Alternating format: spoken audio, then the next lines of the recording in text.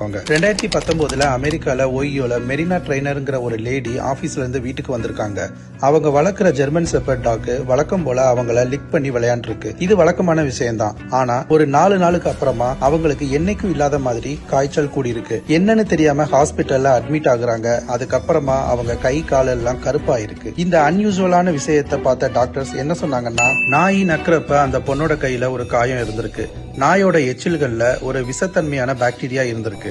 அந்த பாக்டீரியா தான் நாய் அந்த பொண்ணை நக்கும் போது அந்த பொண்ணோட காயத்தின் மூலமா உள்ள பரவி இருக்கு. அந்த பொண்ணோட நோய் எதிர்ப்பு சக்தியவே இல்லாம பண்ணிருக்கு. அதோட எஃபெக்ட் தான் அந்த பொண்ணோட கை கால் எல்லாம் கருப்பா இருக்கு. கருப்பானதுன்னா என்ன அர்த்தம்னு தெரியுமா? அந்த பொண்ணோட கை கால்கள்ல இருந்த சதையெல்லாம் கெட்டு அழுகி போயிருக்கு. இதுக்கு மேலேயும் இந்த கை கால்கள்ல காப்பாற்ற முடியாதுன்னு சொல்லி கை கால்களையும் வெட்டி எடுத்துட்டாங்க. இப்போ அந்த பொண்ணு கையும் காலும் இல்லாம தான் வாழ்றாங்க. இது மூலமா நாய் வளர்க்குறவங்களுக்கும் நாய் லவர்ஸ்னு சொல்லி பிராண்ட் ஆக்குறவங்களுக்கும் சொல்றது ஒன்னே ஒண்ணுதான். நாயை கொஞ்சுங்க, கொண்டாடுங்க, அதை உங்க குழந்தைய கூட பாருங்க, எந்த இஷ்யூவும் இல்ல. பட் நாயோட எச்சில்ல ஒரு விதமான பாக்டீரியா இருக்கு.